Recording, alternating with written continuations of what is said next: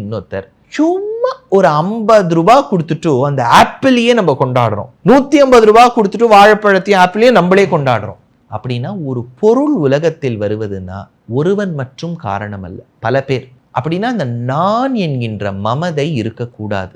நான் என்கின்ற மமதை இருக்குமான்னு கேட்டா அது வந்துடும். அப்படி இருந்தாலும் இது யார் வீடுன்னு கேட்டா நீங்க என்ன சொல்வேள்? என் வீடுன்னு தான் சொல்வேள். அப்ப என்னன்னு வந்துடுத்தே, என்னது, ஐ, மீ, மை செல்ஃப், மைன்னு வந்துடுத்தே.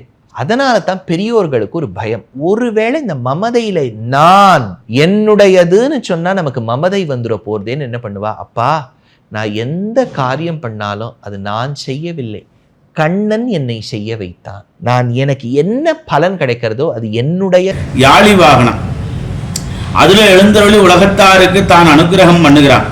உலகத்திலே 4ஆம் நாள் காலையிலே யாழி வாகனாருடனாக எம்பெருமானுடைய சேவை. இதில் என்ன விசேஷம் என்று பார்க்கிற பொழுது இந்த யாழி இருக்கிறது அதுதான் உலகத்திலே மிகப்பெரிய பலம் வாய்ந்ததாக மிருகங்களுக்குள்ளே தலையான மிருகமாக அமைந்திருக்கக்கூடியது.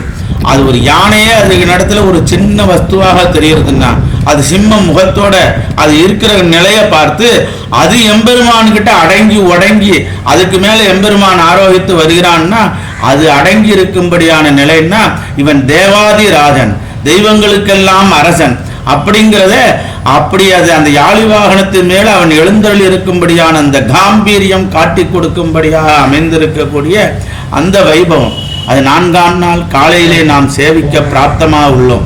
அதே போல உடையதுன்னு சொன்னா நமக்கு மமதை வந்துட போறதேன்னு என்ன பண்ணுவா, அப்பா நான் எந்த காரியம் பண்ணாலும் அது நான் செய்யவில்லை, கண்ணன் என்னை செய்ய வைத்தான், நான் எனக்கு என்ன பலன் கிடைக்கிறதோ அது என்னுடையது அல்ல, அது எல்லாம் கிருஷ்ணருக்கு. அப்படின்னா செய்வது நான் அல்ல, நான் செய்த பலனும் என்னுடையதல்ல, அது கிருஷ்ணருக்கு தான். அதுக்கு தான் அர்ப்பணம்னு பேர். அர்ப்பணம்னா கொடுப்பதுன்னு அர்த்தம்.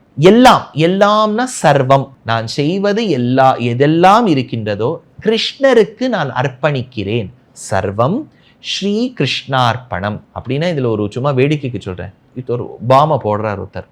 பாமை போட்டுட்டு சொல்றார், அப்பா போட்டது நான் அல்ல, கண்ணன் போட வச்சார், இதுக்கு என்ன பலனோ அது கிருஷ்ணருக்கே போகட்டும். இதை நெகட்டிவா கொண்டு போகக்கூடாது, பாசிட்டிவா. ஏன்னா இந்த பாம் போடணும்னு எப்போ அவர் நினைச்சுட்டாரோ அப்பவே அவர் மனதுல கண்ணன் இல்லை. கண்ணன் இல்லாத மனதுல நீங்க அர்ப்பணிக்கவே முடியாது. கண்ணனுடைய குணமே என்னன்னா எல்லாரும் நன்னா இருக்கணும்ங்கிறது. அதனால பாசிட்டிவா எடுத்துட்டா எந்த ஒரு நல்ல காரியம் செய்தாலும் பகவான் தான் நம்மளை பண்ண வைக்கிறார். இனிமேல் இப்ப நீங்க இன்டர்வியூ எடுக்கிறீர்கள், நான் பதில் சொல்றேன். வாஸ்தவமா பார்த்தேன்னா ஏதோ ஒரு பிரேரணை பகவான் தான் உங்களை மூட்டியிருப்பார்.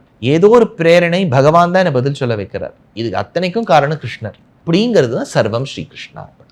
அதே மாதிரி இந்த இன்டர்வியூலையும் சர்வம் கிருஷ்ணார்ப்பணத்தோடு முடிக்கிறோம். ரொம்ப நன்றி சாமி. யாழி தமிழ்நாட்டில் இருக்கக்கூடிய பல கோயில்களில் பல சிற்பங்கள் இருக்கும். அதுலேயும் குறிப்பாக யாழியை நிறைய கோயிலில் நம்மளால் பார்க்க முடியும். இந்த யாழி அப்படின்னா என்னங்க? யாழி அப்படின்றது ஒரு கற்பனையான மிருகம் அப்படின்னு சில பேர் சொல்கிறாங்க. அது கற்பனையெல்லாம் இல்லை, பல வருடங்களுக்கு முன்னாடி யாழி அப்படின்ற ஒரு மிருகம் உண்மையிலே இந்த பூமியில் வாழ்ந்தது அப்படின்னு சில பேர் சொல்கிறாங்க. பல கோயில்களில் இப்போ நம்ம பார்த்துட்டு இருக்கோம் இல்லையா, இந்த மாதிரி தான் யாழியினுடைய சிற்பத்தை அமைப்பாங்க. பொதுவாக சொல்லப்பட்ட யாழி சிங்கத்துடைய முகமும் யானையுடைய துதிக்கையும் கொண்டு இருக்கும். உருவத்தில் யானையை விட ரொம்பவே பெருசு. எப்படின்றது இந்த சிற்பத்தில் பாருங்கள், யானையே இந்த யாழிக்கு முன்னாடி ஒரு பூனை மாதிரி தெரியுது. இப்போ நம்ம பார்த்துட்டு இருக்கிறது சிம்ம வகை யாழி. இது மாதிரி பல யாழிகள் இருக்குது. இது மட்டும் இல்லாமல் புலிமுகத்தை கொண்ட யாழி, மகர யாழி அதாவது ஆட்டு யாழி போன்றவையும் இருக்குது. ரொம்பவே அரிதாக நாய் மற்றும் எலி யாழியை கூட பார்க்க முடியும் அப்படின்னு சொல்கிறாங்க.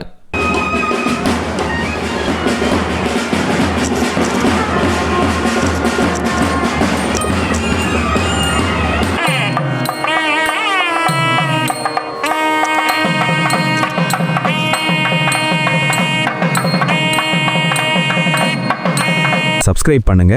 இன்னும் நிறைய சுவாரஸ்யமான ஆன்மீக தேடல்கள் காத்துக்கிட்டு இருக்கு. ராதே ராதே.